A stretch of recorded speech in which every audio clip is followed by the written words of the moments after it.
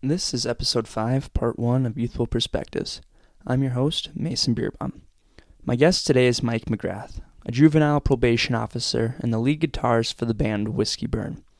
Our conversation spans over 2.5 hours. Therefore, I've decided to divide this episode into 2 parts. Part 1 relates to McGrath's childhood, education, professional career, and a commentary on social issues like diversity, George Floyd, policing, and much more. Part 2 relates to McGrath's musical career, beginning with the origin story of Whiskey Burn and the different members that make up the band, shifting to the positive aspects music can have on society as a whole, and ending with varying discussions on numerous artists, bands, and songs. Whether you agree or disagree with the personal opinions taken during both Part 1 and Part 2, I hope you can find inspiration in the respectful and productive dialogue McGrath and I shared together. With that, here's Mike McGrath. Well, thank you, Mike, for joining me today. I appreciate it. Start off with my first question here. Where did you grow up? Well, I was born on the east side of St. Paul. My dad was a tape cutter for 3M, blue collar, back in the heyday of Arcade Street.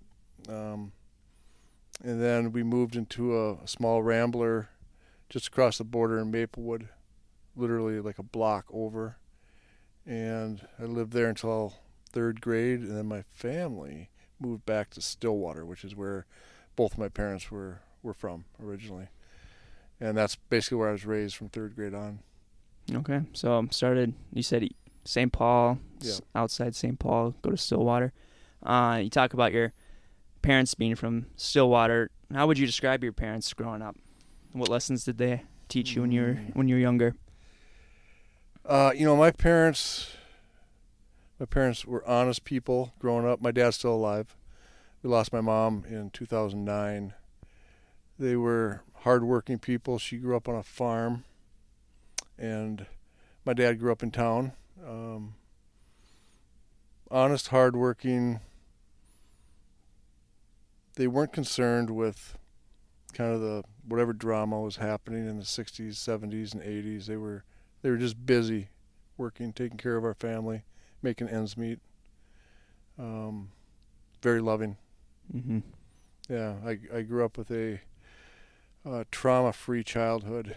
My parents were, they're hands-off, and I was thinking a while back about, I don't think it was by design. I think it was just out of necessity that parents in the 70s were too busy taking care of their own business that us kids were just allowed to explore and run.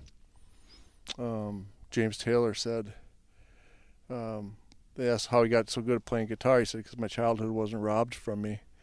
And I feel like that's the way those of us that grew up in the 70s and the 80s, that's the way it was. You came home when it got dark. You didn't miss dinner. But other than that, your parents knew that you were, within a half mile. Mm-hmm.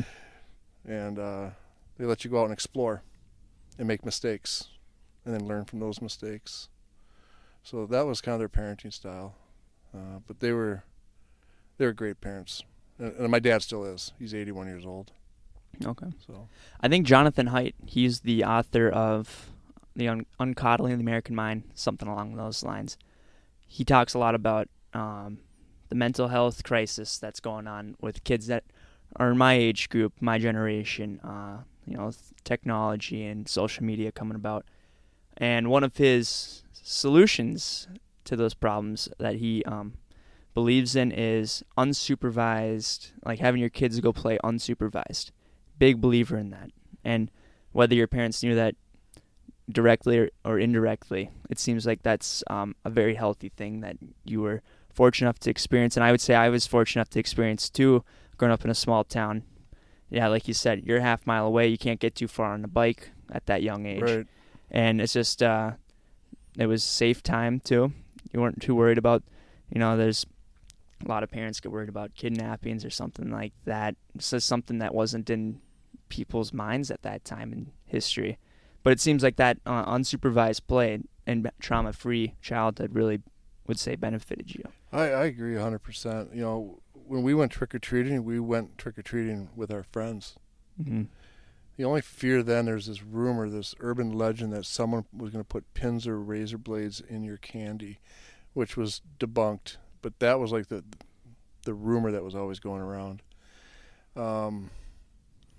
We grew up on a dirt road outside of Stillwater, actually, on 2.5 acres, and we didn't have close neighbors, so we would just explore fields and ponds and old trolley trails. And I remember one time I spent almost a week digging a hole in the side of a hill and then taking the sod and the dirt and building up almost like a bunker, like the Marine Corps would have built. Mm-hmm. And it was like my fort.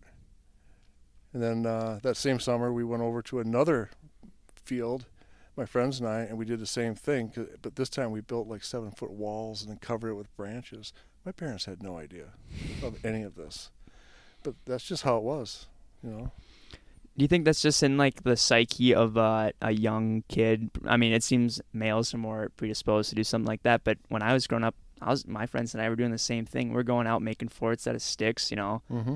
You're playing, military or whatever, you're playing war when Yeah. you're younger. Is that just something that kids are naturally drawn towards? I think human beings want to explore, and kids are at the peak of that development. They want to get out there, and it's all trial and error. Mm-hmm. You learn social rules, you learn how to get along with other people. You get cut, scraped, bumped. You learn not to do that again. And then, you fast forward, my wife and I had 2 daughters, and we were not helicopter parents, but we were a lot stricter.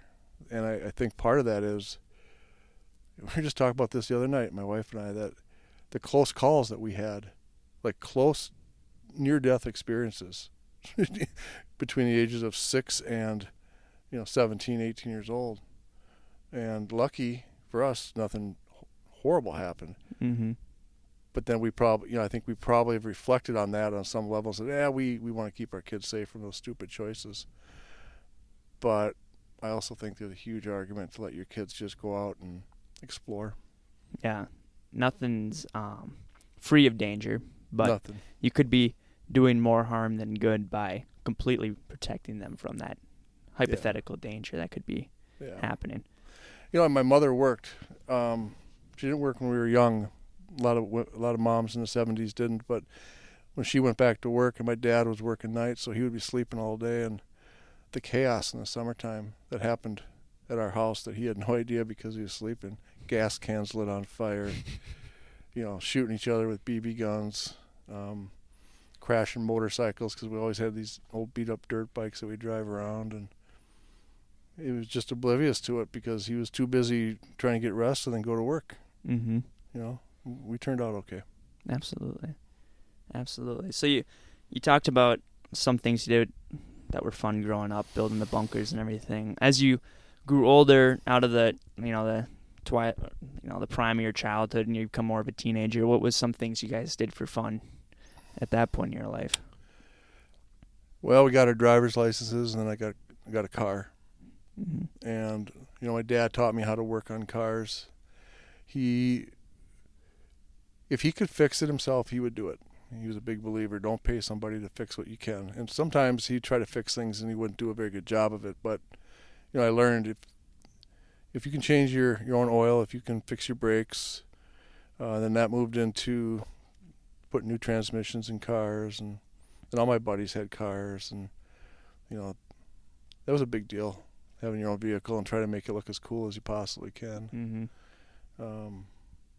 So that we go ice fishing, built an ice shack with my buddies. We played a lot of sports around, pickup games. And I played football in high school, so that took up a lot of my time. And I worked at a car wash for 4 years. Loved it. Best job I ever had. And that took up a ton of my time, a lot of my weekends. What would a regular day at the car wash look like for you? All my best friends worked there. Probably had my first cigarette that I really enjoyed while working there. Cars would come in, we'd spray them down, we'd wipe them off, and then we'd just hang out. It was like going to work was time to go hang out with your buddies. I loved it. That's the best. Yeah. Getting paid to hang out with your buddies. Yep. Life is good right there. Yep. And it didn't even matter how much we were getting paid. I think it was like $2.75 an hour, $3 an hour maybe. Mm-hmm. When I started. But things were cheaper back then. But it was cool. Absolutely. Yeah. And so I take it you went to Stillwater High School then. I did. And you played football for Stillwater. A wise man told me recently that Stillwater was pretty good when you were in high school. We were the premier high school football team in the state. In fact, we won the first state championship that was in the dome. Really? Yeah. Not my team. I would have been a freshman that year. But our coach was George Thole, who's a bit of a legend. And that was a great experience for me playing football. I didn't play any other sports. I messed around with basketball until the 8th grade and never really got into baseball or hockey. I think my parents are probably happy I didn't play hockey because it was so expensive. Oh, yeah. But when we moved in 3rd grade, like I said, they were so busy building our house and just trying to make ends meet that it's not that they weren't supportive. They just didn't have time to really encourage deep involvement in athletics. At that time, there really wasn't these travel teams that you have now in every sport. And, 3-sport athletes was the norm, whereas now I think a lot of high school kids are single-sport athletes out of necessity or maybe a 2-sport athlete. Mm-hmm. With whatever their season, whatever their sport being a year-round, with camps and different leagues. It wasn't that way then. Mm-hmm. And our football team was just a bunch of some city kids with a bunch of big farm kids, and we had amazing coaching. What position did you play on that I was team? a defensive tackle. Okay. Yeah. Just one side of the ball at that time? Yep. Gotcha. We had a few guys that went both sides, but I played defensive tackle. I started out as a tight end, and in 10th grade, we were running patterns, and the coach saw that I kept dropping the ball, so he said, you got a big ass. You're going to be on the line. There you go. And I opted for defense and never left. Getting moved from tight end to the line, whether it's defense or offense, in Albany, we call that the Albany promotion right there. Oh, really? Yeah. That's where the game is won, right? Exactly, in the trenches. In the trenches between the tackles. It's where the game is won, and it's where the trash talk happens. Yeah. But you didn't hear that from me. Right. Growing up in the 70s and in the early 80s, too, I'm assuming music was a big influence on your life, too. What kind of music were you into at that time? Rock. Mm-hmm. Just, so when I was a Cub Scout, back when we lived in the Maplewood, St. Paul area, my mom was a den leader for Cub Scouts, and I got this 45 of KISS Detroit Rock City. I think Beth was on the other side, and I got all the little troopers together, and I put it on my parents' console. I said, you guys got to listen to this, and I played it, and they couldn't care less. They just weren't into it, and I was like, it just blew my mind, listening to that guitar and the power and the angst, and then back then you could join a record club for a penny. Mm-hmm. So you get into this club for a penny, and then you had to buy so many albums over the course of a year. So then fast forward to 5th, 6th, 7th grade, I'm buying Steve Miller Band and Boston and AC/DC. But the one that really got my attention was Aerosmith Rocks. Mm-hmm. And as my parents were building that house, I had a mattress on the floor. And next, at the head of the mattress, I had a turntable with 2 little speakers. And I would have been 6th grade maybe. And I'd go to bed at night and I'd play that album really soft so it didn't disturb anybody. And from there, it's just been rock, and then, it morphed from there. You might be the first person I've ever heard that falls asleep to Aerosmith. Right there. Right. It seems to kind of contradict itself, but good music is good music. Yeah. And Queen, News of the World was the other one. Yeah. Yeah, that's I look back on my dad's childhood and your childhood with jealousy, because that's the kind of music I'm into now, is that 70s, 80s, 60s too. I guess that was a little before your guys' time, but that was the the peak of music. It almost seems like, I would argue, at least the stuff I'm into, and it's a shame Yeah. I wasn't alive for when that stuff was really like top of the charts, as they say. You'd be hard pressed to find a guitar solo that comes anywhere close to the solos that were coming out back then, and the drums. Mm-hmm. But all those cats, they taught themselves to play their instruments. They didn't have tablature online, and they didn't have YouTube videos, and they just picked up their guitar and they learned how to play it, or they got behind that drum kit and they figured it out, and I think it made them better musicians. Absolutely. It's a lesson in itself right there. Yeah. So transitioning now, you went to St. Cloud State. I did. For college. You didn't go to any like technical school before that? Just went straight from high school to St. Cloud State? Yeah.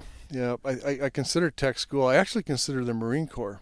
Okay. And I was meeting with a recruiter, and I don't know if it's because I didn't want to cut my hair, or for whatever reason, the last minute I opted not to go, and went to St. Cloud State. All right. And what did you study when you were at St. Cloud State then? It's crazy. I studied criminal justice, which was a really conservative major. A lot of my fellow students were going into law enforcement and related careers. And then I had this minor that had almost as many credits, and it was called Human Relations, and it's the study of oppression. Mm-hmm.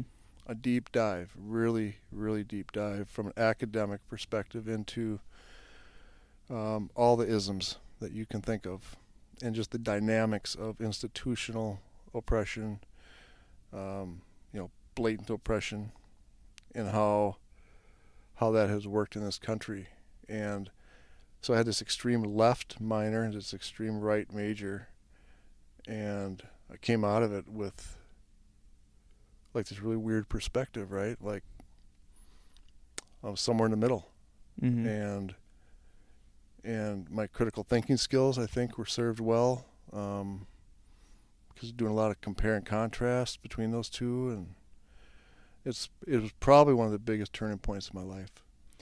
And that's kind of what college is all about, is to have your worldview be challenged and morph and change, whether it doesn't necessarily need to change, but it seems to a lot of people that going to college, they go in at one person, they come out completely different. That's what happened to me. And it seems that's exactly what you experienced. Yeah. If you knew me prior to graduating from high school, I mean, that was a lot of fun. I was that guy that I never went to school functions. I'd go to keggers and mess around with cars, right? Mm-hmm. And just hang out with my buddies. But my views on the world, my ignorance, and just some of my values or lack of values are absolute opposite of what I was thinking, feeling, and believing when I came out of college. Mm-hmm. It was huge. I know for myself, I can speak to that a little bit. We talked about it before we started recording. I grew up in a rural area. They have what they call Stearns County syndrome up there. Yep. And you go from that, being surrounded by that 19 years of my life, to getting transplanted into U of M, Minneapolis, Twin Cities, and all of a sudden I got friends that are from, I had friends that are on Middle Spunk, Upper Spunk, and now I got friends that are from Armenia and Naperville, Chicago area, and it's just your view on the world expands for so much, and I really am grateful to be able to afford this experience that I'm currently undertaking right now, because it's I see a lot of good coming out of it. Yeah, for sure. My wife and I, when she became pregnant, we knew that we wanted to move into the city, and the closest we could afford was North St. Paul, but we wanted to move into the city proper, so we ended up buying our home in St. Paul. And I was nervous because I didn't really have a lot of experience of the school systems, and I knew my kids were going to be going to school here. And I got to tell you, they have had, they're grown adults now, but their education at St. Paul Central High School and their middle school experiences and their elementary school experiences have shaped them in ways that it's unbelievable.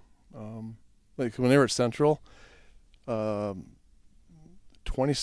of that school was Caucasian. Mm-hmm. Another 30% black. Another 25, 30%, ballpark in this, Asian. Mm-hmm. And then, other. And, you know, if I speak with people in their 50s and 60s or older, they have a lot of difficulty talking about race. They have a lot of difficulty talking about poverty and diversity and the value of diversity. Whereas my daughters, it's just naturally part of every conversation. Mm-hmm. And it has served them tenfold as they've gone out into the world and encountered the world and engaged with the world. So I think that's one of the best choices we ever made, was moving into the city. And do you think this discomfort around diversity is something that stems from people being, I don't know, they're uncomfortable with change? Or is it something where maybe it's subconsciously discriminated against different people that they don't understand? Or is it just a lack of education for the people that they are surrounding themselves with? Just like different is something that's kind of scary to people. What do you think explains that scariness towards diversity for some people? I think it's all of that. I think it's a lack of familiarity, lack of experience, fear of change, fear of the unknown. I think there's a lot of stereotypes that are pushed out there. Mm-hmm. I think the stereotypes certainly that my parents grew up with were a lot more biting and deep than the stereotypes that like you're going to grow up with.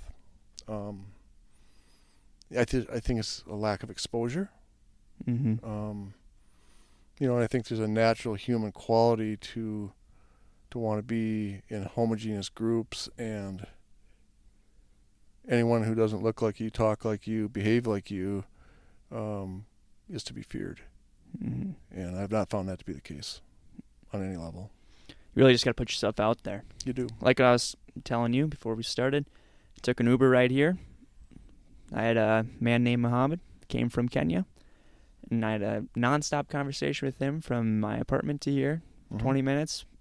And I could easily just sat on my phone, scrolled through Instagram, or I could have gone outside my comfort zone and talked to a complete stranger. And I think especially for my generation too, that's something that's becoming harder and harder, is to just put the phone down, talk to someone you don't know. Yeah. And a lot of good come from it. I'll probably look back on today. Obviously, this conversation is going to be something I'm looking back on today, but that conversation too. And I could have, like I said, easily just opted to be to myself. Yeah, it's easy to check out, right? Mm-hmm. But, and maybe we'll get into this later, but a big part of who I have become is I love to interact with people. Mm-hmm. I love to talk to strangers. I love to go to a bar and sit and talk to someone I've never met before, and then wait for them to leave and for someone else to sit down. Mm-hmm. But there's also times I don't want to be around anybody. Exactly. I'm pretty comfortable just, if there's a block party going on, I might just have to sit down here in the basement, and I'm just not in the mood. Mm-hmm. So. Yeah. Doesn't mean you have to be on all the time, too. Right. So you kind of alluded to it a little bit, talking to other people, and this might tie into my next question here is, what motivated you to become a juvenile probation officer? So, like I was saying, I was in this really conservative major, mm-hmm. and I knew early on I didn't want to go into law enforcement, for a number of reasons. One of which seems really, I'm colorblind, Really? Partially. So I don't know if I'm behind a green car or brown car. I stop at yellow lights, unless I can see where it is on the post. I don't see the difference. So I knew that was going to be a barrier. That's what first started my thinking about looking at something else. And I took some courses on corrections, which really interested me. And then I had that minor, which was also about, institutional practices and about people. And I've always been interested in people. So I graduated from college, old school. Thought I'd just send out some resumes and mm-hmm. apply. I didn't realize that you have to have a lot of experience in order to get into a probation officer job.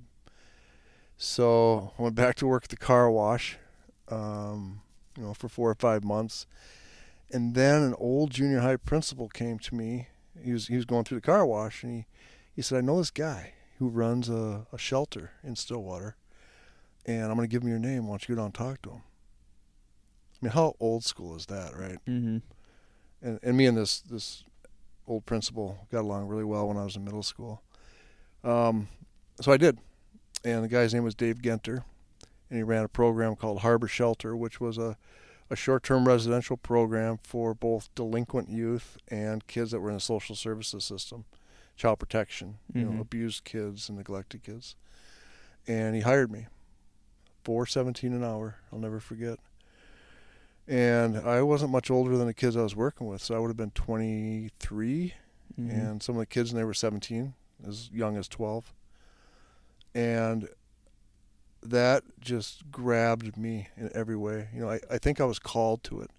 I don't think I went looking for it. I think juvenile probation work or juvenile social service work is something you're called to. And I just knew I was doing the right thing. I loved everything about it. That man taught me, in the year and a half I worked there, 2 years, he taught me more about myself and about human beings and people's potential than I ever learned in college. And I knew I wanted more of it. So then I went to work I wanted to get into the county system, so I worked as a sentence of service crew leader, where we would work with men and women coming out of the jail to do community work service. And then they would get credit towards their sentence for doing that. And some people would come from home. And then a juvenile probation officer spot opened up. I applied, didn't get it. Another one opened up, and I applied and didn't get that one. I was a terrible interviewer. And back then there'd be 500 people that would apply for every opening. And then the third time was the lucky charm. Third time's charm. 1994. So I had my 30-year anniversary this year. Well, congratulations. Thanks. Would you say, like you said, you learned a lot from the on-the-job experience too? Was it certain training you had to go in prior to the job, or was it kind of you just got put in there and you had to figure it out for yourself? Yeah. I think they hired people based on what they saw during the interview. You can pick up on a person's traits and strengths and how they conduct themselves in that interview process. And I worked for some really, No worries. really wise people. So there's no formal training. You just needed to have a bachelor's degree. There's probation officers around still probably who have degrees in forestry. Back then. Now you need a specific degree in criminal justice, sociology, psychology. But back then it was, hey, we think you got the stuff, and we're going to give you a shot. And then they gave me a caseload of 45 kids and a case book and said, go for it. So it was up to me to seek out other people to teach me.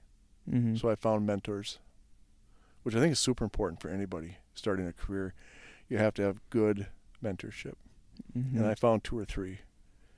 And they taught me what I needed to know to get up and running. And, to this day, I continue to seek advice and learn. At 56, I'm still surprised that I can still learn things that I didn't realize or know about.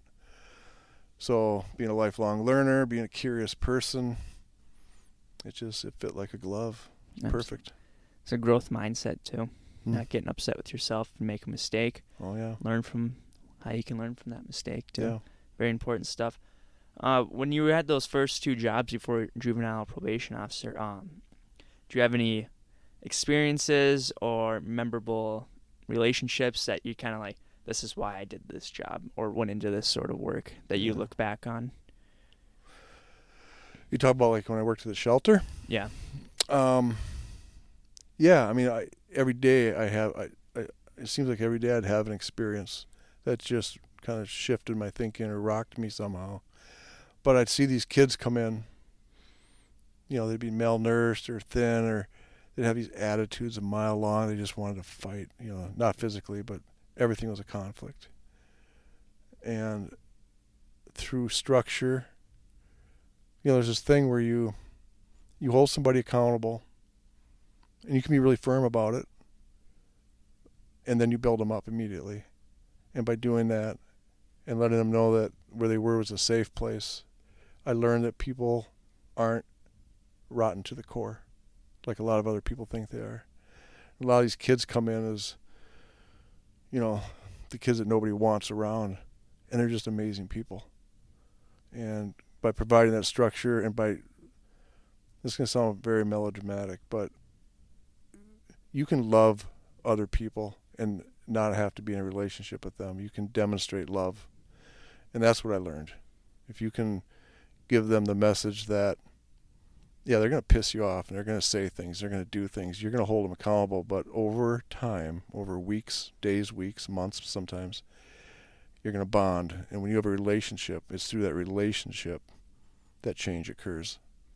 And I saw that happen with some of the toughest kids you can imagine, with some of the most horrible stories. And we had a kid come in one time, he didn't have any fingers because they froze off in a snowbank. Mm-hmm. Yeah, right? Mm-hmm. And it was a horrible story. And I just, that kid grew so much when we had him, and then we were able to transition him to a much better place. I'm sure he's doing great now as an adult. Yeah, it seems to be when you are able to create those relationships with people, that kind of gets you out of bed in the morning, I would assume. Yeah, it's the key. Mm-hmm. It's the key to what makes this world go round. And you talking about providing love to these people that probably never experienced love before. Mm-hmm. And it's a very powerful emotion for someone to feel, especially if it's their first time of feeling that emotion too. I know for myself, I grew up in a family where I had two parents that are very loving, brought up in a great environment and household community, and you just take that for granted. You don't realize how fundamental that is to your development as a kid and as a human, and the real downfall that can happen by not experiencing that. It's terrible, yeah. And I'm sure you've seen that too, and I don't know if you know like any science behind all that by not having, because don't they say like the first few years of your development is like the most important when it comes to being a human, or just how you develop as a person? Yeah, it's even shorter than that. It's when a child is born, literally, when it first takes his breath and it first comes into the cold air of the delivery room or wherever it happens to be born, that child needs to immediately be placed on the chest or stomach of its mother. It needs to feel its mother, or it needs to feel another human being that's going to love it. Because that baby's coming in this world with a blank slate. Mm-hmm. And if you think of their synapses in their brain, they've just come into the world. It's like popcorn at peak popping heat. It's just, and all they want is to know that they're okay. They don't have any language. They can't even see in front of them at that point, but they can feel touch. Mm-hmm. So as the days, weeks, months, years go by, when that baby's diaper's wet and someone comes to change it, that's important. When that baby cries and someone picks that baby up and holds it, the nurturing of a parent from the moment it comes into the world is critical. And those children that don't have that, think of a baby from a Russian orphanage who's just left in a crib all day long. Mm-hmm. That's where you develop what's called reactive attachment disorder. The inability to feel closeness with other people. So to your point, yeah, it starts right away, immediately. Is that kind of like the character Will in Good Will Hunting, where they talk about how you would push people away before they could push him away, sort of deal? That's kind of what you're alluding to. Yeah, a reactive attachment disorder person. Well, my experiences with children, teenagers, if they start to feel like you are getting close to them, they will do whatever they can to test you and blow up that relationship, because the expectation is that you're going to leave. The key is to not leave, which is really, really hard for a lot of people to do. Mm-hmm. It takes a special kind of person, and unfortunately, most of those people you don't really ever outgrow that. You're hardwired. Mm-hmm. And so when you you said you got assigned 40 to 45 cases. Mm-hmm. How does those cases get assigned to you? Is it just by random selection? Were you getting given a certain gender, a certain age group, or was it kind of just a mix of everything? Our cases are assigned by geographics, so our county is very long and relatively narrow, 60 miles maybe. So we have south north and middle. So when a juvenile comes in and they're placed on probation, it's assigned to whatever agent is in the area where they live.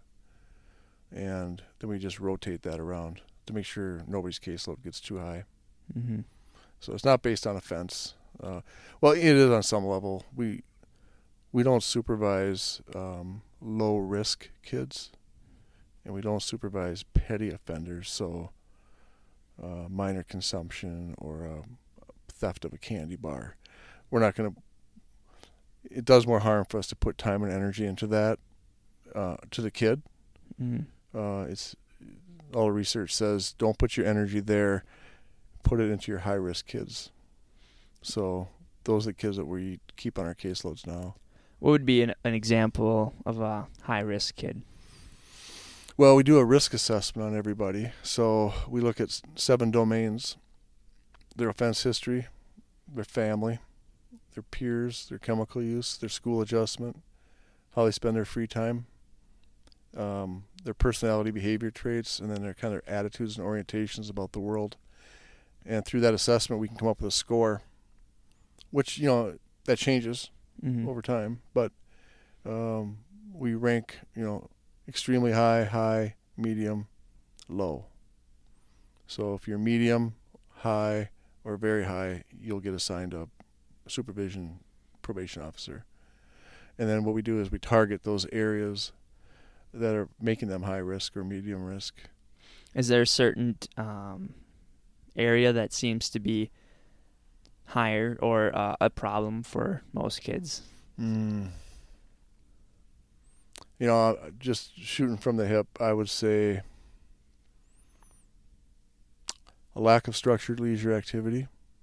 They really don't have anything to do on a regular basis. They're not involved in sports. Maybe they don't have a job. They're not in a club.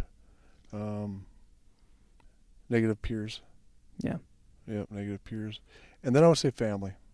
A lot of the kids we work with, the family dynamics just are not working. Mm-hmm. And so juvenile probation officers, you may have 30 kids on your caseload, but you also got, for every kid, at least one parent that you're working with. And you're working with a school. You're working with whatever services are being provided. So really, every kid is 5 clients. Mm-hmm. And we do a lot of work with families to try to help parents make adjustments on how they're parenting their kids and work with the kid to be more accepting of the structure and the guidance that parent's trying to provide. Mm-hmm. And when it comes to family, I know you've heard a lot of people in our society talk about the importance of having, especially for guys, to have a male figure in the household. Would you agree with that statement that that's like fundamental to someone's development, or it could be an explanation to why they are acting the way they are, or is it's not as simple as that? I don't think it's that simple. The traditional nuclear family, is there some things that are great about that? Absolutely. I think mothers and fathers can bring different strengths at different points in a kid's development. Certainly having 2 parents in a house makes it much easier for supervision, especially if those parents are on the same page. Mm-hmm. But I also think there's a lot of kids that can be really successful as long as they have one loving, caring adult in their life. And I also have seen kids who have that one parent, but then they also have a coach. Mm-hmm. Teachers are mission critical. I could tell you, I could probably list 25 of my teachers going all the way back to kindergarten. The fact that I remember their names tells you something. Mm-hmm. Or it could be a neighbor. And what we're seeing more and more now is how critical grandparents are. Really? Yeah. Sometimes in raising the kid, if the parent's not able to, but also just being an adjunct and being there for just a backup plan. Maybe the kid needs a weekend away just to go chill out and hang out with grandma or grandma and grandpa. I think grandparents are huge. And we were lucky enough, both my wife and I had our parents nearby. But some of the families I work with, single mom with nobody, not a single relative. You got 3 kids. She's trying to work, trying to keep it together, but doesn't have that community support and doesn't have a grandparent or an aunt or an uncle to call on. And I just don't know how they did it, because we would not have been able to raise our kids the way we did without grandparents. Yeah, and absolutely. Again, things you just take for granted when you're growing up. Oh, we're going to grandma's house for the weekend. You don't think twice about it. Right. You don't realize how fortunate you are to have something like that growing up, when you are able to have something like that. Yeah, and when people form opinions about these delinquents, like so many things in this world today, they don't think past their nose. They don't take the time to think it through. But if you really think it through, yeah, maybe you grew up with some challenges, but what did you have in your corner that got you through? Because a lot of the kids that we're seeing just simply don't have that. Mm-hmm. And they need it. They need it desperately. That's why I think schools are so important. I think kids staying in school, even if they're not learning much, just having those relationships and that structure is mission critical. And just the sports aspect too. Yeah. I'm such a big advocate for high school athletics. I cannot speak highly enough about high school athletics. And you get one good coach, like you said, that could be the father figure. I mean, it's a cliche, but it's true for a lot of people. Absolutely. And that coach can see things in you and can build things up in you and can hold you accountable in ways that your own parent can't. Mm-hmm. I always worked harder for my coaches than I did for my parents. I didn't want to get cut, but also I just wanted to impress them. Yeah. And I'm with a group of peers too. I want to impress them. We're competitive people, right? So I didn't want to fail. Mm-hmm. So I agree with you. I think sports are great. I also, by the way, I coached bass pitch softball for 13 years. Oh, really? Both my daughters played. And both my daughters were in band. And I said to them one time, and they didn't believe me, I said, if you had to give up something, I would rather have you give up competitive fast pitch softball than band. And they just looked at me like they thought I was just saying it, Mm-hmm. But nothing better than raising a band nerd or an Mm-hmm. orchestra nerd. The discipline that takes, the camaraderie, the way your brain has to operate. Even if you're not a first, second, third chair, doesn't matter. You're playing that instrument and you're learning. You're part of a team in and of itself right there. Absolutely. In the orchestra or a choir, whatever it happens to be. Yeah. Even plays too. Yeah, theater for sure. Mm-hmm. Yeah, anything that sparks an interest in a kid. My concern is I see a lot of parents forcing their kids to play sports, and the kid doesn't really want to, but they're there for their parent. Mm-hmm. Whereas I don't think that was the case when I was coming up. I think, you had talent and you found your way to a sport, and then you would advance in that sport based on your own kind of internal drive as a kid. But nowadays I see, it's not always the case, but I see a lot of parents, a lot of kids playing sports because mom or dad or both want them to, Mm-hmm. and they're not really invested. Yeah. They'd rather be doing something else. And also, when you are invested in a sport, I think a lot of reasons why people get into sports or band, theater, when you find something you're good at, that feels good. Mm-hmm. What weightlifting too. Yeah. When you find that certain something where you are better than the average person, that boosts your confidence in ways other things can't. Absolutely. You can be good at your job too, but there's probably how many other people that could be good at your job. But Mm-hmm. that's something that's to yourself. You own that. That's something you can control. Yeah. And that can work wonders on a kid in their development, it seems like, too. I know it did for me. Right. You set little goals, Mm-hmm. you meet them, then you set another goal, and you meet it. You get praise, you get accolades, but you also, a good coach is going to tell you when you're screwing up or you need to work harder too. Mm-hmm. And for a lot of people that's hard to hear, but I think if you grew up playing sports, you start to get acclimated to the idea that, hey, someone's going to tell you that you need to start busting ass and working harder. Mm-hmm. And you can handle that easier if you grew up with it. Do you know what I mean? Yeah, absolutely. Because that same coach then is going to build you up when you do well. Yeah, I think the best coaches out there are the ones that can harp on you day in and day out, but they know when to give you that compliment. Yeah. That strategic timing of when that compliment or words of building you up. Right. That's when it's a great coach can really use that effectively. I I remember we were at softball practice one time, and I pulled all the girls together. They were 15, 16 years old. And a lot of them were playing. They were afraid of screwing up. And they weren't stretching themselves. And I pulled everyone together, and I said, I want you to fail. And they just looked at me like, what are you saying? Mm-hmm. I said, I want you to fail.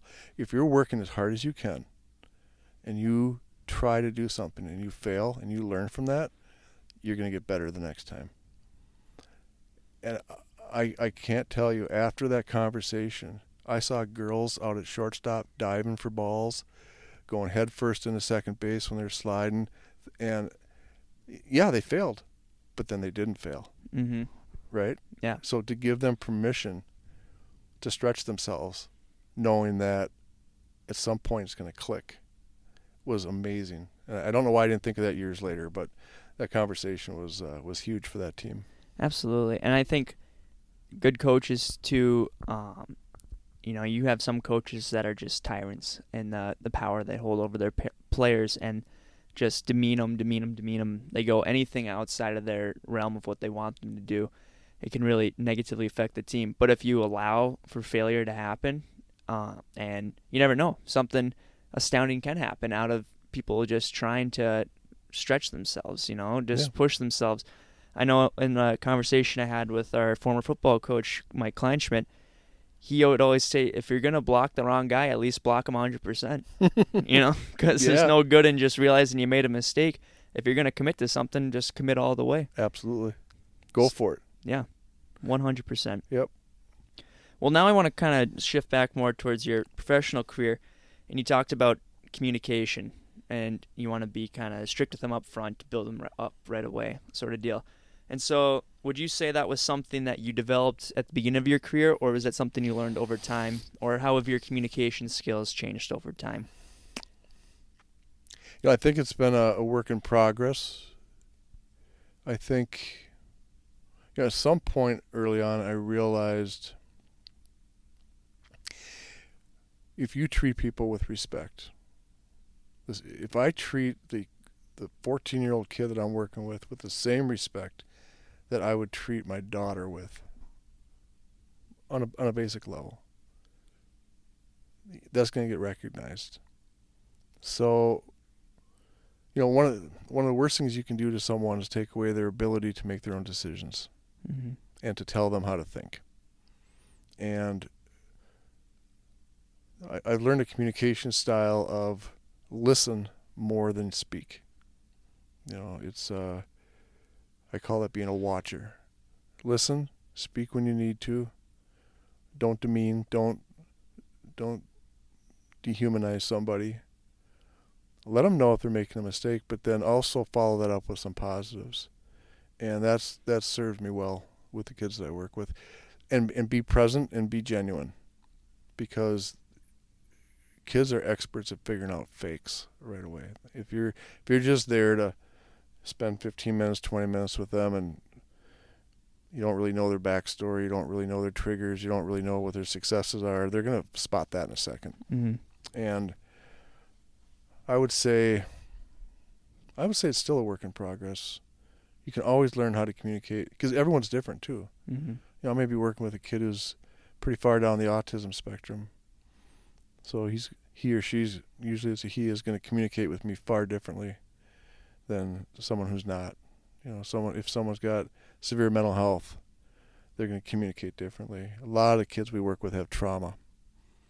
The last thing you want to do is escalate with someone who has trauma, mm-hmm.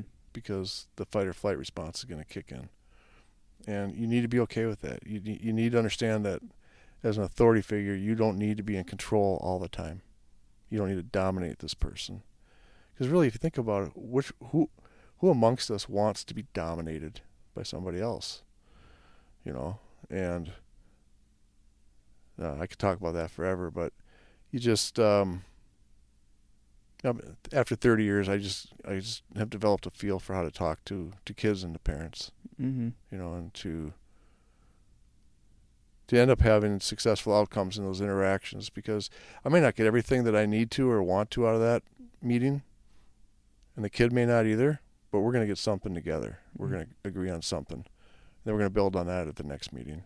And it's better than nothing, right? Yeah. Better than just, like you said, not being genuine, just looking at your watch the whole time. Right. And understanding that, speedboats, think about boats as an analogy. A speedboat can turn really fast on the water. But an oar ship takes a long time to turn.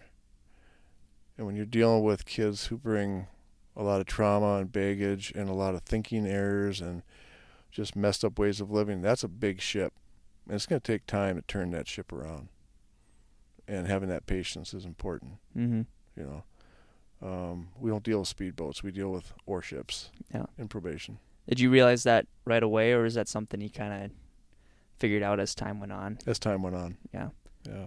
Was there a certain point in your career early on where things kind of clicked when it came to communicating with kids, where you're just like, oh, this, like, you're noticing consistent positive results? Yeah.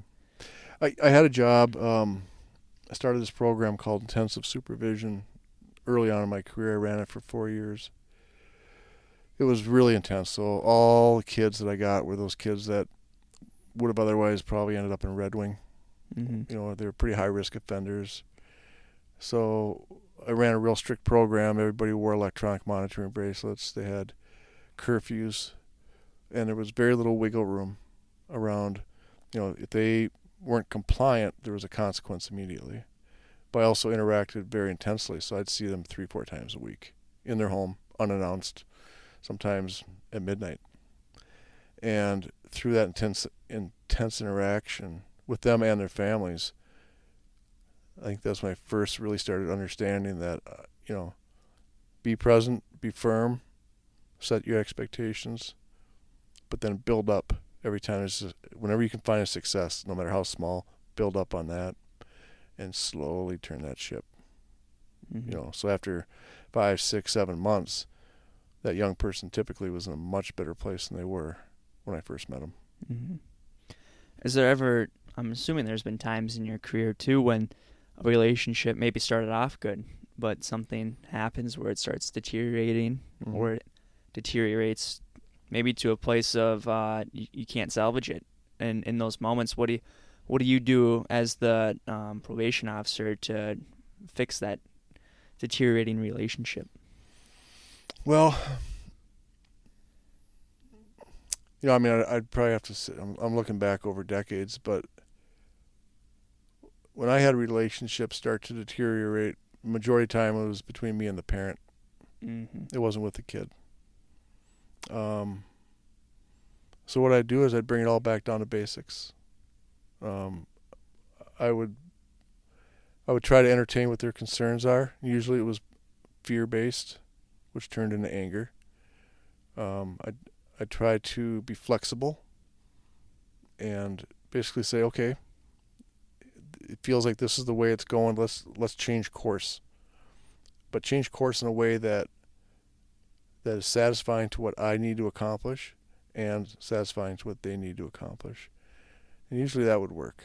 Mm-hmm. I'd meet them where they're at and then try to problem solve from there, but not dictate to them. Mm-hmm. Do you know what I mean? Like, I take their input and we try to work through it together. Yeah, absolutely. So it's like you said, flexibility and being fluid, basically, in that situation, and not being the dominating figure. Right. Yeah, that's something that's can transcend multiple careers and people's lives, I'd say. Yeah, problem solving. I think it has a role in everything we do.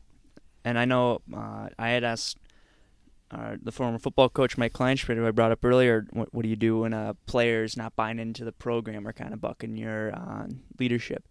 And he says, most often than not, there's some other root problem. It's not necessarily the leadership that you're prescribing to them. It's something in their home life or in school, Mm-hmm. or something maybe on the team that they're getting bullied, or they're not being included or something like that. So just finding those root problems, like you said, the parent. Yeah.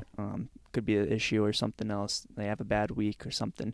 Their girlfriend breaks up with them. You never know. Yep. They have lives and things are going on all the time. Mm-hmm. So let's see. The next thing I had here for you was what would be your biggest critique of the system you work in right now? Well, first of all, let me say it has evolved in the right direction on so many levels over the last 20 years. Our awareness of mental health and trauma, our interviewing techniques. We do a thing called motivational interviewing, which is probably one of the best ways to communicate and interview people when you're trying to motivate them. My biggest critique is just a lack of resources in terms of placement facilities. We don't place many kids anymore because we know it's not in their best interest to take them away from their family unless we have to. So we're much more hesitant to pull a child away from their family, their school, their friends, and put them in a facility and hope that whatever's happening in that facility is going to work to change them. When, over my 30 years, too often it wasn't the cure-all by any means. It was a place to start, but then the real work is when they come back out. But after, in 2008, 2009, there was a stock market crash. Started with Fannie Mae and Freddie Mac. I remember listening to it. And everything went upside down. County budgets shrunk. And departments started a silo. So your social service department was in their silo with their money. Corrections was in their silo. Schools were in their silo. And over the course of that time, I experienced kind of a breakdown in communications. You used to be able to call someone up and just get something done, and things became much more formalized. A lot of good people ended up retiring, even though they took a hit on their retirement. And placement facilities closed. So places like St. Cloud Children's Home, which was a mainstay for my career, gone. Woodland Hills Residential Facility in Duluth is gone. Fergus Falls had a residential facility. It's gone. St. Croix Camp, gone. I could just list them for you. And a lot of foster homes have disappeared. So when we do have those children who need to take a break, they need to be placed out of the home, really what we're left with is correctional programming. We don't have the non-secure, more treatment-orientated programming that we used to have. So you'll have programs that got 30 kids in line to get in. They're going to pick and choose the most compliant or the easiest of them, obviously. So if you get a really difficult kid with a lot of high needs, it's really hard to get that young person into a program. And you end up sometimes, going with whatever's available. And it may not be a good match, might not be the best match. That's my biggest critique. And I think in order to get back to where we were, we don't want to get back to sending kids all over the state willy-nilly. But I think the state of Minnesota, as a central authority, needs to be the people, the agency, the authority that starts recruiting and supporting the creation of more non-secure programs like the one I started at. There's at Harbor Shelter, there's 3 of them in 1994. They're all gone. There's just nowhere to put kids. And these all disappeared primarily from the stock market crashing in 08, 09? I think that's when a lot of it started. Yeah. Because county budgets got lean. Yep. We just didn't have the money. You can't spend what you don't have. And there's a switch to more it's $350 a day to put a kid in some of these programs. Do the math. You can put a kid through college for that. So a lot of that responsibility started falling back on the HMOs, the private insurance companies. And they became very, very picky about when they're willing to pay for something or whether they're not. So there's a lot of things that came together. And I think there was a shift in our practices where we realized this is not only ridiculous, but it's immoral to be taking some of these kids and putting them in the facilities because their behaviors just don't warrant it. And we know this to be absolutely true. The best way to address a young person's behavior issues is to do it in their community, with their family, their teachers, their coaches, their friends, their neighbors, their employer. Otherwise, to take a kid and put him in a facility, which is an artificial environment, the structure is not natural, and then to bring them back into the community, it's just not going to last the way you want it to. Oftentimes. Yeah. But don't get me wrong. There's a certain percentage of young people. I have a rule in my head. This is me speaking. 80% of the kids that I work with, I don't really need to do much with. Minimal intervention. They're going to be fine. We all make mistakes. 20%, they need some real intense focus. Let me back that up. 75%. Then 20% really need a lot of focus. 5%, these are hardcore kids. I'm not saying that they can't be changed, because I've seen amazing change with some really high risk, dangerous kids. But that really high risk group, if they can't be safe in the community, I think that's where we're looking to go more of a correctional placement with them. Mm-hmm. And do you have an example of one of these 5% kids where they came in and you're like, you got your money cut out for you, and over time you're able to churn that boat? Do you have any that stick out to you? I can't speak specifics because of confidentiality. Yep, of course. But I worked at length with a young person who somebody got hurt really bad. It was a firearm-related offense, but didn't match up with every other aspect of this person's life. And there was some discussion about maybe even doing a certification to adult court, and we didn't. We kept that person in the juvenile system. We did a placement, long-term placement, and did some intense follow-up care. And that person today, as a 29-year-old adult, married, good career, law-abiding, doing just great, contributing to the community. It's the whole 180. Complete 180 from that behavior. But there was also time in that person's life up until late middle school, early high school, when they were just thriving. And then something turned. And they got off track. And they happened to make a really, really, really bad, dangerous decision. But they weren't a throwaway. Do you know what I'm saying? Mm-hmm. But to just look at this case on the surface, like so many others, it's easy to say, they're a throwaway. And, well, if you throw them away, they're not going to stay away. They're going to come back. They're going to be in the community. So you better work to lower that risk to reoffend so that the community's safe.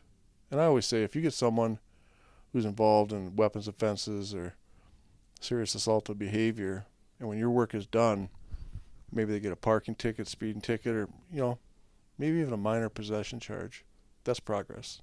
Yeah. Because they're not hurting anybody. Mm-hmm. So that's kind of how the system has evolved too. If they're not coming into your home, if you're not being hurt, if they're not being predatory, if they're not a risk to hurting, killing, maiming, assaulting somebody, the rest of that behavior we can deal with, I think, in a community setting. Absolutely. Yeah, that makes sense.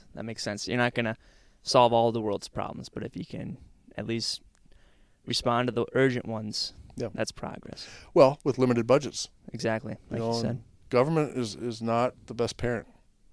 And a lot of people expect government, probation agencies, to take these kids and fix them. And, it's never been government's responsibility to fix people. I see our job as holding them accountable, holding them to a standard, but supporting the family and the community in making that effort to help that young person make better choices. Because in the end, we are very, very temporary. We're in and we're out. Maybe we're in for a few years, a few months, but we're not the parent. We can't be the parent. We just don't have that relationship. And so when you look back on the successful cases maybe you're working with now, you've worked with over the time of your career, what would you say are the common factors that have led to successful intervention? First of all, get a good social history and get an understanding of that person. And you do that through meeting them where they're at, forming a relationship that's trusting. I give a presentation at Century College, and as the young people are sitting there, I'll say, we all have our public self. Your public self is what you see when you go to the grocery store or you're out and about. And we have a private self. Our private self is that part of us that we would share with someone that we're in a relationship with, or, with a really close friend, or girlfriend, boyfriend, or even a parent. And then we have our secret self. It's that part of us that we don't really share with anybody. We might, on occasion, give little hints to people that we're very close to. But then there's that other level, and it's that top secret, locked in a box, buried in the ground self that we are terrified for other people to know. As a probation officer, I try to get to that box. Mm-hmm. And that takes a lot of trust building. And that's when you start to learn about the trauma, horrible things that have happened to this person. That's when you start to learn about some of the really weird thinking errors that somebody might have. Or you learn secrets about families. And they need to know that they can trust you to share that information. You're not going to shame them for it, but you're going to take it and you're going to work with it with them and work through it with them. So that top secret buried in the ground box, for me, that's for the high-risk kids or the kids that need a lot of services, that's where I want to go. For your low-risk kids, I don't need to know anything, mm-hmm. really, because you're just going to self-correct. Mm-hmm.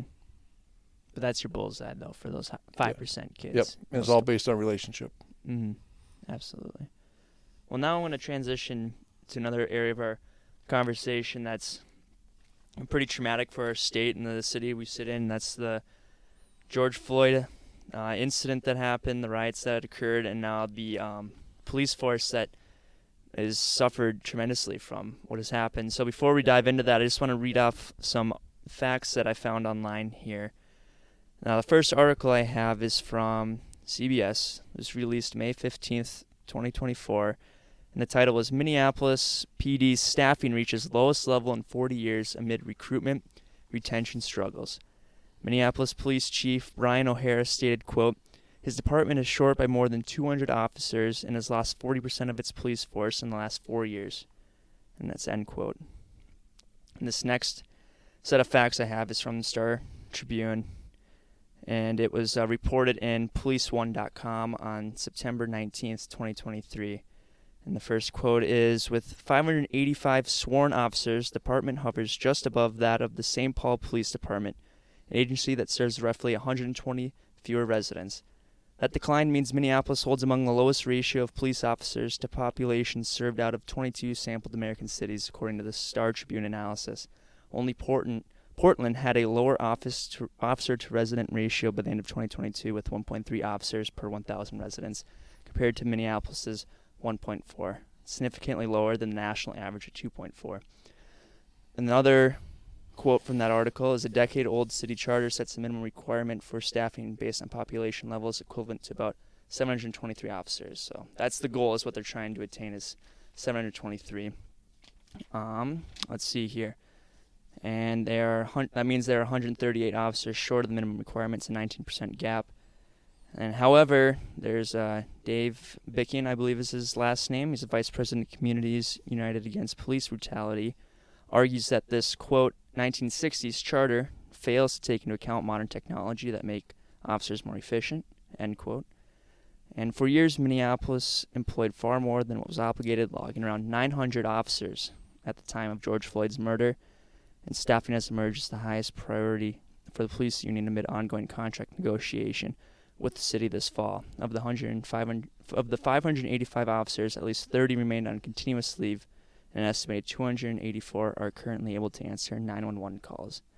And as of September 1st, the department has already racked up a record high $14.3 million in overtime costs, more than half of which was paid under, quote, critical staffing overtime, better known as double time. And the final quote I have here is, escalating overtime hours are fueling concerns about burnout and the potential for officer error. And the reason I want to bring these up is because I think a lot of people have a lot of very, rightfully so, heightened emotions when it comes to the George Floyd incident and everything that happened. And I think one of the complaints and concerns about what happened was an officer error. That the fact that George Floyd was died in that interaction for a counterfeit $20 bill. I, for myself, classify that as officer error. And it seems like what we have here could be a cycle. And you don't have the officers to properly patrol the streets, keep the community safe. They're working more hours, like they said, more prone to making an error. And then you can have another incident like that happen. Riots come out into the streets, and you get another mass exodus of officers. And so, using hindsight as our guide, what could those 4 officers, and Derek Chauvin in particular, have done differently when interacting with George Floyd, in your opinion? Well, first of all, I'm not an expert on all things related to this. Mm-hmm. I think the fact that they went after him for a $20 bill seems over the top. So just the initial reaction. He was in a vehicle at the time, if I believe, if I'm correct, when that interaction started. I don't know that it needed to be escalated. In fact, I don't think it needed to be escalated. I do think that there is a mentality, and rightly so, of law enforcement will win every interaction at any cost. And I want to come back to that because I think there's a reason for that. But I think to have escalated that situation over a counterfeit $20 bill is the first misstep in the whole thing. I think the tactic of kneeling on his neck was absolutely out of line.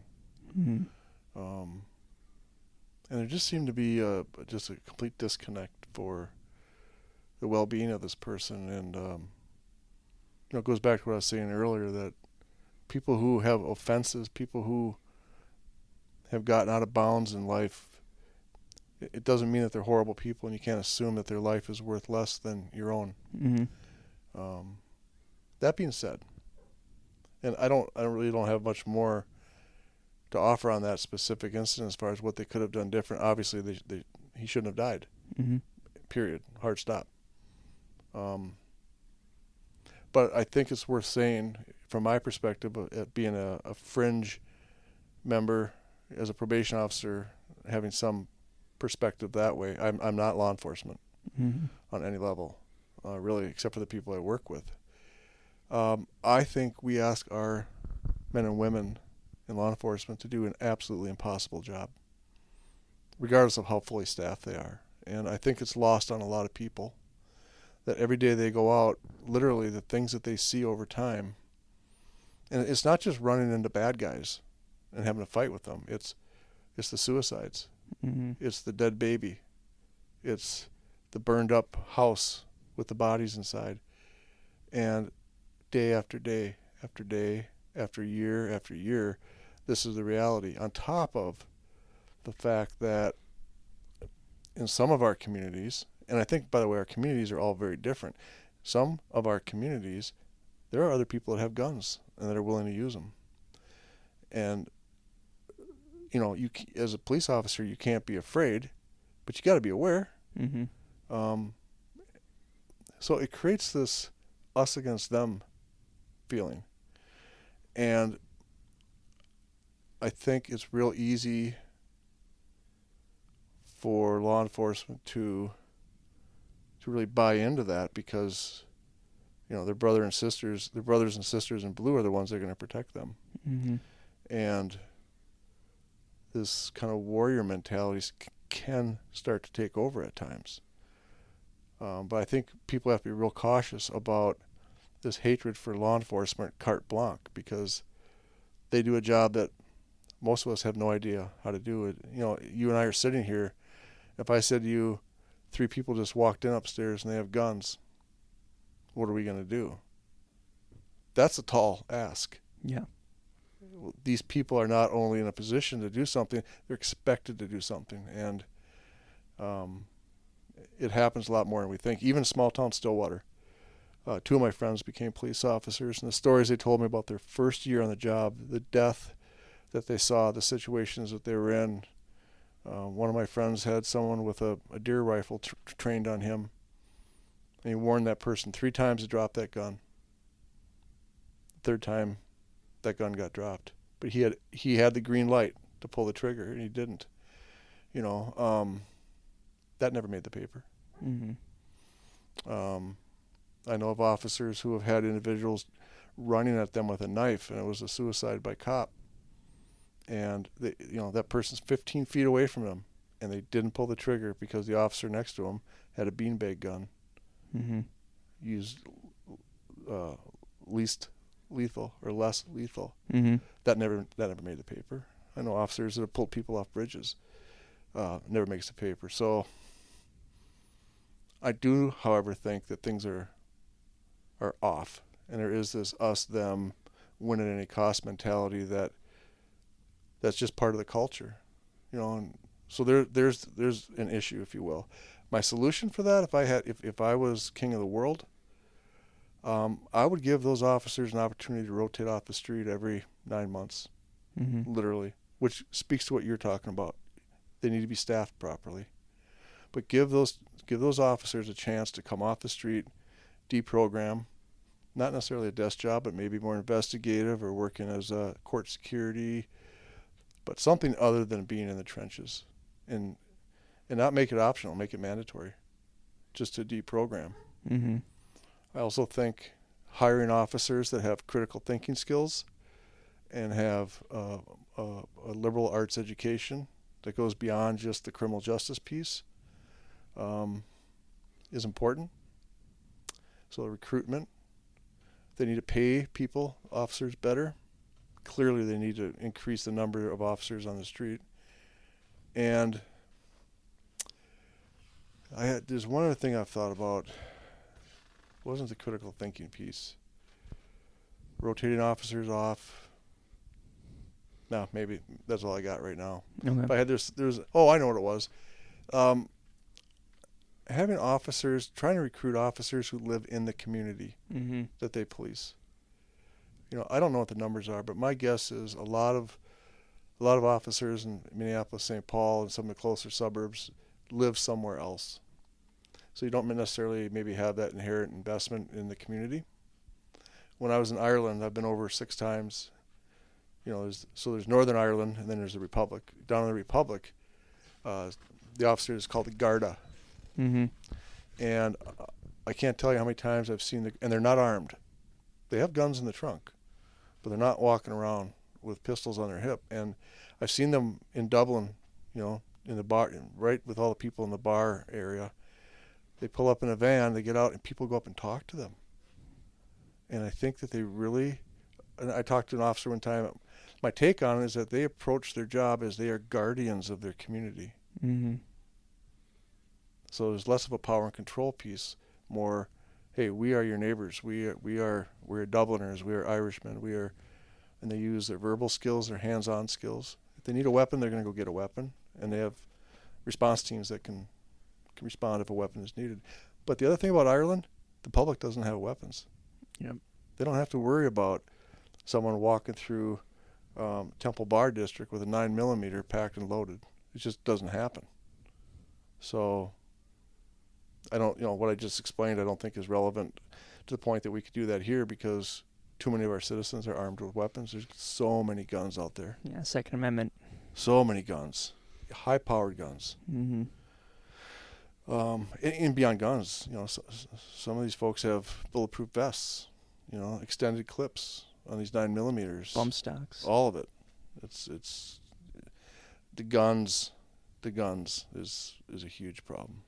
Just not even physically. Obviously, it's a physical threat, but psychologically, like you said, you go to a domestic call in America, and this is a tense situation that could be made 10 times more tense with the addition of a firearm in the situation. Yeah. I mean, that's got to be the worst thing for a police officer to respond to. It seems like one of the worst things is those domestic calls. That's what I've heard. Someone who has no relationship inside the law enforcement experience. You just know how terrible it is for them to go to, because it's never a good situation when you're showing up to something like that. No, I think the 2 highest risk times for a police officer are domestics and traffic stops. Traffic stops because you don't know what's in that car. Domestics because everybody in that house is heightened and escalated. Not thinking as they usually would. Not thinking rationally. Oftentimes chemicals are involved. Oftentimes there's been violence that just occurred. And I mentioned earlier, if people just thought past their nose and really thought things through, we're asking these officers to go into a house that they've never been in. They have no idea who's in that home, and to control the situation. It's a big ask. Mm-hmm. It's a really big ask.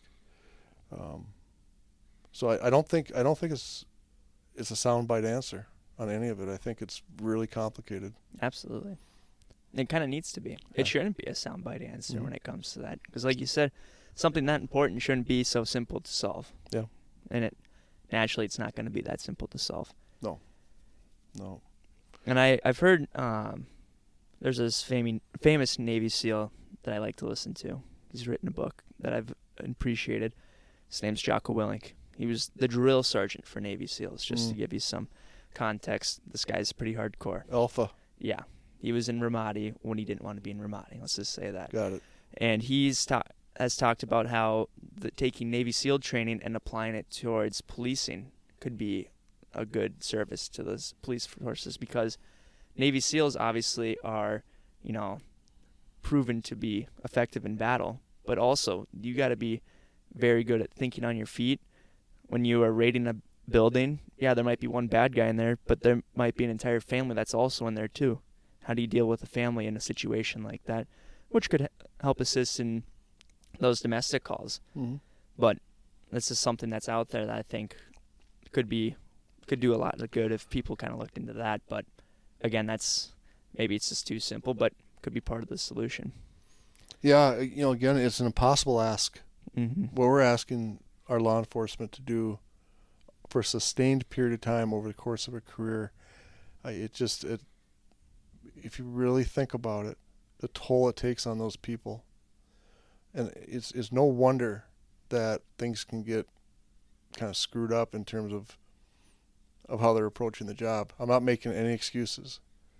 I have this theory that stories explain and sometimes excuse. You got to understand the story and the dynamics on a much deeper scale than what you see on TikTok or some Facebook post, because that's just ignorance. Yeah. You really got to look at it. Yeah, and I think you really get to the core of the issue too, and getting a community engagement. Mm-hmm. And it seems like when you're talking about the Irish police, they're cooperating and not being authoritarian in the sense that they interact with the community. And it seems like some people kind of got a bad taste in their mouth after the George Floyd. It was a lot of feelings kind of just coming to the surface that have been pent up, and that was kind of the trigger for a lot of people. It seemed like there was so many grievances that just got released because of that one incident. Decades. Yeah. Decades and decades of grievances. And that was the tipping point. Mm-hmm. You talked about the riots, and I think of them more in terms of protests that got out of hand. I talk about that whole incident. I'm here in St. Paul. We had just across the street these Boogaloo Boys. Yep. Have you heard of them? Far-right group, alt-right group. They were here in their Hawaiian uniforms. They were Mm-hmm. taking down the addresses of people that had Black Lives Matter signs. They came back a couple days later, and they pulled bicycles out of the back of their van, and they took off into the community. That's at the peak of this whole thing. Mm-hmm.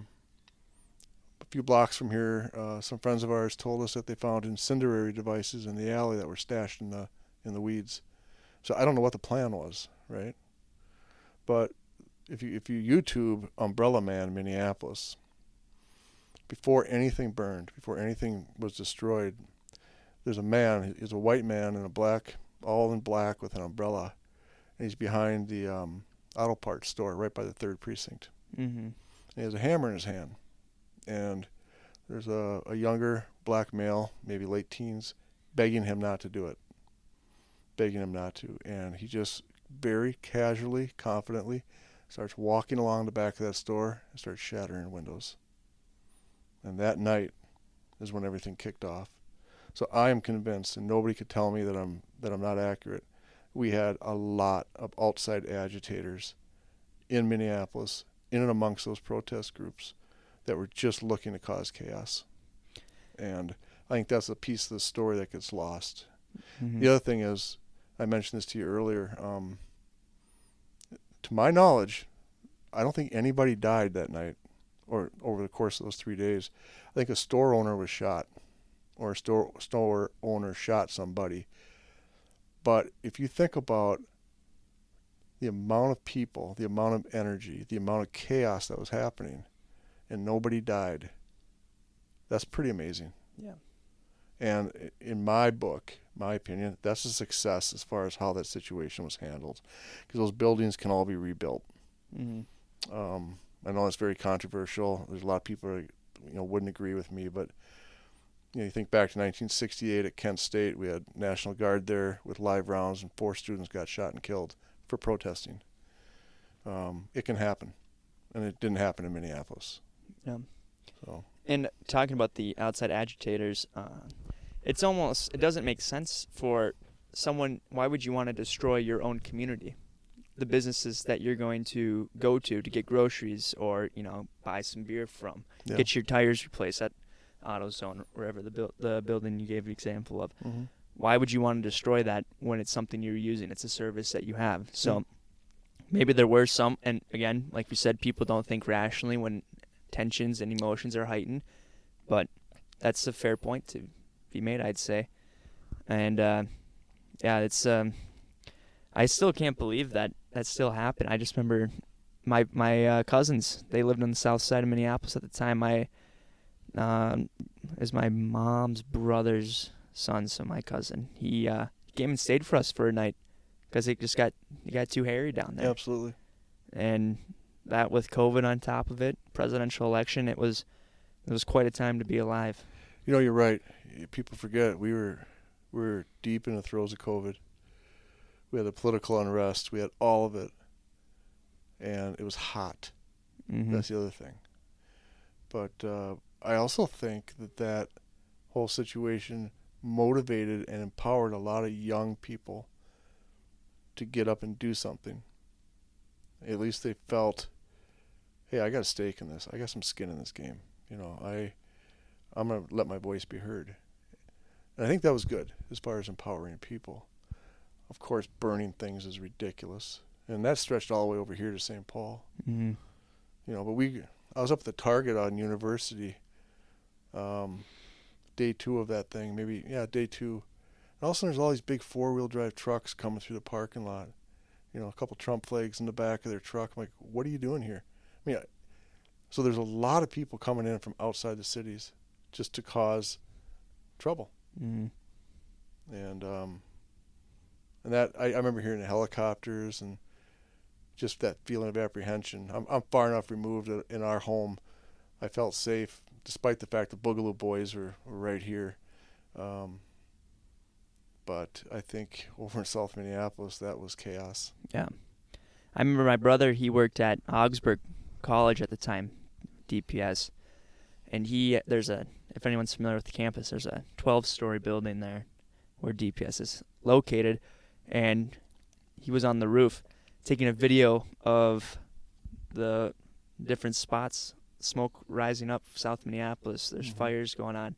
And he sent us the video and he said, I don't know what's going to happen, but just in case stuff does hit the fan and it starts moving north, I love you all. And it's like, you're put in that situation, you're like, what is going to, very fluid. Mm-hmm. And like you said, the one shop owner shot a guy or was shot. It could have been so much worse. And that reminds me again of another situation that happened during that time period, January 6th, when you look at what happened in that situation, and was Ashley Babbitt was killed, and there was police officers that were killed too. Mm-hmm. And obviously what was happening on that day, inexcusable in my opinion. But the fact that there was maybe, I forget the exact number of lives that were lost. I want to say it was under 10, for sure under 20. But that could have been hundreds if you would have had the right or the wrong weapons in that situation. I mean, that could have been some third world shit that it already was turned into. Yeah. I think it was horrible, hard stop. Inexcusable, hard stop. But to your point, that could have been so much worse.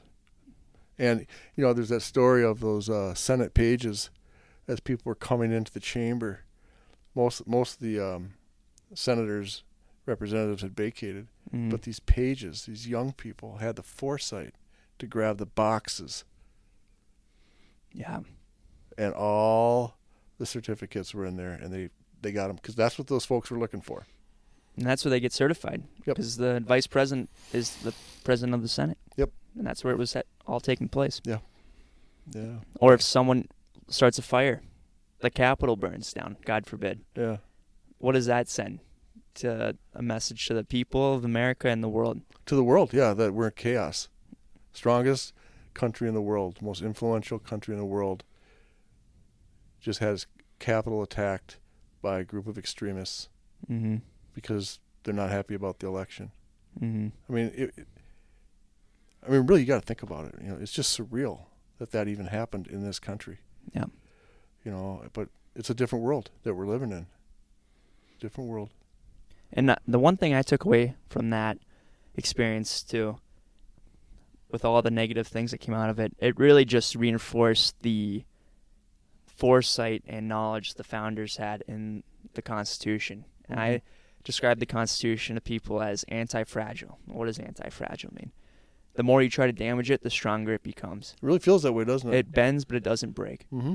Whether it's the Civil War, slavery, Jim Crow, that women's suffrage, January 6th, it bends, but it doesn't break. And that's inspiring, too. That's kind of the sun also rises. Right on, yeah.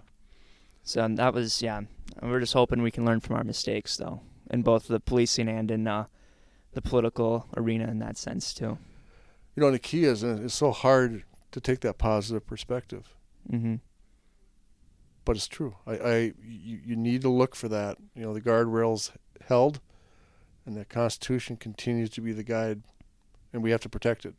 Absolutely. And I don't just mean our politicians. We, as citizens, need to have an opinion. We need to care enough to have discussions. We need to have dialogue, and we need to protect that Constitution, because that's what separates us from a third world country. Mm-hmm. Yeah. I think. And I think also, too, people can have their opinions with Trump if they like him or dislike him, but I think there was a lot of people weren't, like, not everyone votes in the election that's eligible to vote. But I think with that addition of social media and a character like Trump, whether you like him or hate him, like I said, it's kind of forced people to become more tuned in to politics, which, in my opinion, is a good thing, because people are going to indirectly or directly become more informed about what is happening. Why did he say what he said? Why is his opponent saying what they're saying? And that can lead to the more perfect union. Right. It was during COVID, too, that we were all on our phones, watching the politics. Because we had nothing else to do. We couldn't really go anywhere. Mm-hmm. I mean, we could, but you know what I'm saying. A lot of us went to our phones and our computers to doom scroll or to stay informed. And then comes the memes and the social media, and everyone's algorithm gets set a certain way. Mm-hmm. So my guess is if I went and sat and watched Fox News all day and listened to certain podcasts, my phone's algorithm would be dramatically different than what I see when I look at my news feed. Mm-hmm. And that's a whole topic in itself right there. With when you want to say big tech or whatever, or, you got outside agitators in the geopolitics, whether it's Russia, Iran, China. Mm-hmm. You see some outlandish comment or some outlandish post. That could just be some dude out in Siberia. Right. Trolling you. How often do you look at a video and then you look at the person's mouth and the lips are not matching up at all with what's being... Yeah, and then you sprinkle a little AI on there for good measure. Mm-hmm. That's where you come back to critical thinking. Yeah. Being educated. Yeah, and get your news from multiple sources. Absolutely. If I get a news story, and if I go look at 6-7 different news sources, I'm pretty confident that that's an accurate news story. Mm-hmm. And I'll tell you, I don't watch Fox News. I can't stomach Fox News. Mm-hmm. But I also see with MSNBC that sometimes they're just purposely, pointing out the bad. So I try to look across as many different agencies as I can. And I'm a nerd that way. Yeah. It's healthy, though, too, not only to get multiple news sources, but also multiple sources that have different leanings. Yep. And also, it's important to remind people, you think news sources are partisan now? Take a look at the election of John Adams and Thomas Jefferson. You think it was partisan now? You should see what the news sources were back then. Yeah. That is partisan news at its finest right there. So we've come a long way. Walter Cronkite has put quite the impression on people and what we're trying to achieve. That's a hard act to follow, but again, something you're trying to strive for. Yeah, old Walter, the gold standard. That's right. Yeah, that's you don't appreciate it until it's gone, sort of deal. Right. Well, another question I had then, kind of going back to the police officer aspect, you might have alluded to it already, is do you think the power police officers possess can morally corrupt an individual over time? And if so, how could that be avoided? Well, let me start here. I think power can corrupt anybody. Mm-hmm. Power can corrupt your manager at work. It can corrupt a teacher. It can corrupt a parent of a child. So, of course, I think power can corrupt the morality of a police officer, but I don't think it's exclusive to police officers.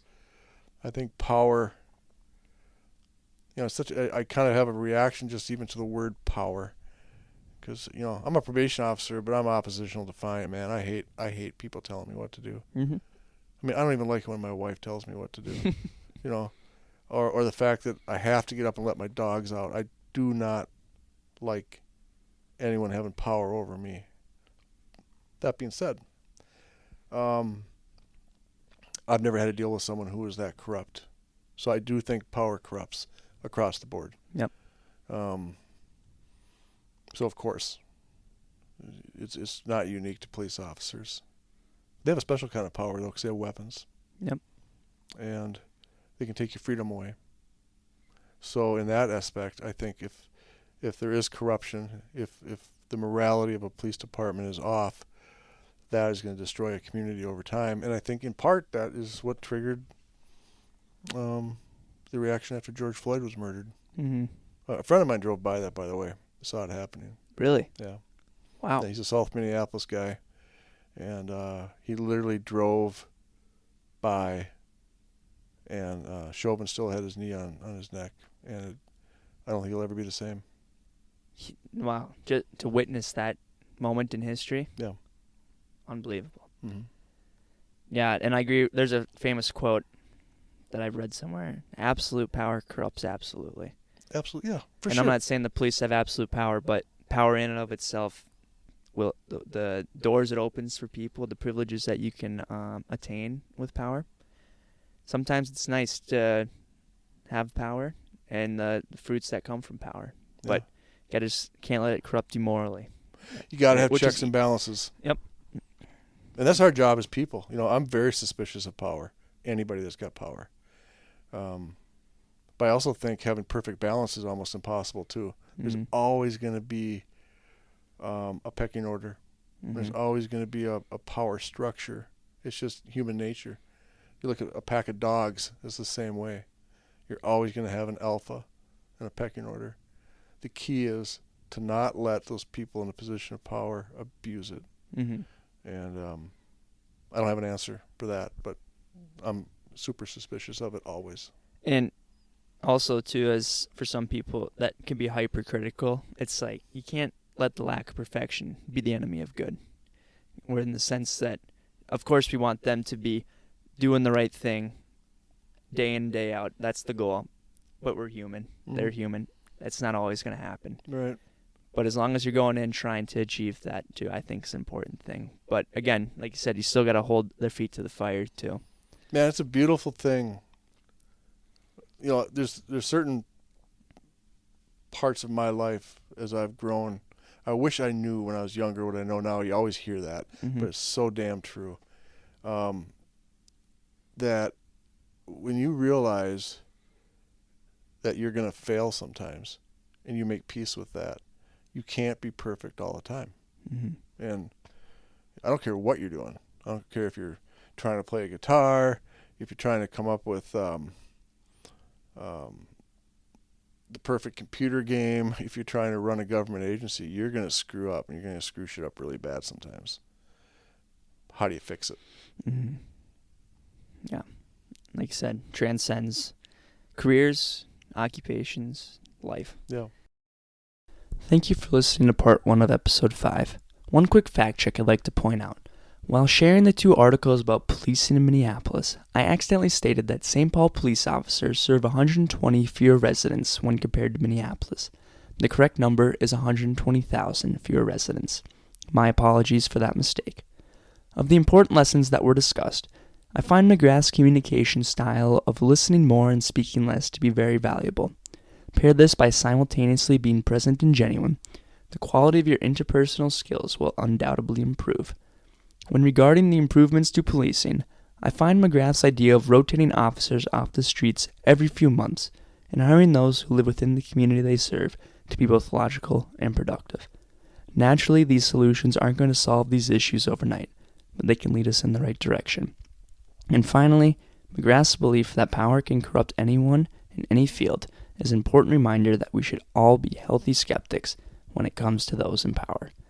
With that, I highly recommend listening to part 2 of our conversation, especially if you enjoy music in the genres of folk, blues, country, and rock.